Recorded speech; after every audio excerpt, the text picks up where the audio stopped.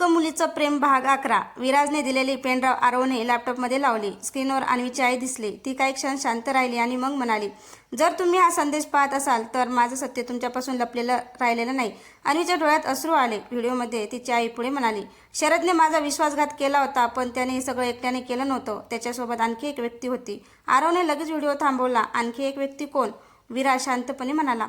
Video अपूर्ण पहा, उत्तर तिथेच आहे. व्हिडिओ पुन्हा सुरू झाला. अन्वीची आई म्हणाली, त्या व्यक्तीचं नाव मी इथे लिहून ठेवते, पण हे नाव ऐकून तुम्हाला सर्वात मोठा धक्का बसेल.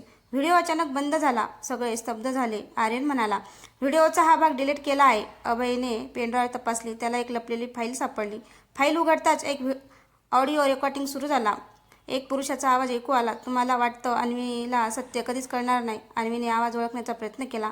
तिच्या चेहऱ्यावर अचानक भीती दिसली. तिने कागदपत्रावर त्या व्यक्तीचं नाव लिहिलं. आरवने ते नाव पाहिलं आणि त्याला मोठा धक्का बसला, कारण तो आवाज त्याच्या सगळ्यात जवळच्या व्यक्तीचा होता. आरवने अन्वीने लिहिलेलं नाव पाहिलं आणि काही क्षण त्याला काहीच बोलता आलं नाही. हे शक्य नाही.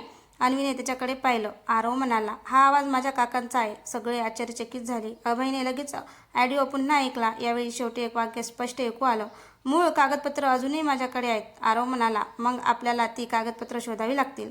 अन्वीने वहीत लिहिलं, पण काकाकडे ती का आहे? तेवढ्यात शरद काका मंदिराच्या दिशेने येताना दिसले. त्यांनी सगळ्यांकडे पाहिलं आणि म्हणाले, तुम्हाला सत्य समजलं आहे, पण अजून एक महत्त्वाची गोष्ट तुम्हाला माहीत नाही. आरवने विचारलं, काय? शरद काकाने एक जुना लिफाफा पुढे केला. तुमच्या आईने हा लिफाफा माझ्याकडे शेवटच्या भेटीत दिला होता. अन्वीने लिफाफा उघडला. आत तिच्या आईचं पत्र होतं. अन्वी, जर तुला माझ्या आयुष्यातील हे सत्य कळलं असेल तर आरववर विश्वास ठेव. त्याच्या कुटुंबातील सगळे लोक दोषी नाहीत. आरवने पत्र वाचलं आणि अन्वीकडे पाहिलं. तुझ्या आईला आपल्यावर विश्वास होता. अन्वीच्या चेहऱ्यावर हलकंसं हसू आलं. पण पत्राच्या शेवटी एक धक्कादायक वाक्य होतं, माझ्या मृत्यूचं खरं कारण शोधायचं असेल तर जुन्या वकिलांच्या कार्यालयातील तिजोरी उघडा. अभय म्हणाला, त्या तिजोरीची चावी कुठे आहे? शरद काकांनी अन्वीकडे पाहिलं. चावी तुझ्याकडेच आहे. अन्वीने आपल्या आईने दिलेले जुनं लॉकेट हातात घेतलं. त्याच्या मागच्या बाजूला एक छोटंसं कुलूप होतं आणि अचानक सगळ्यांना समजलं, लॉकेटची तिजोरीची चावी होती. अन्वीने लॉकेट हातात घेतलं. आरवने ते नीट पाहिलं.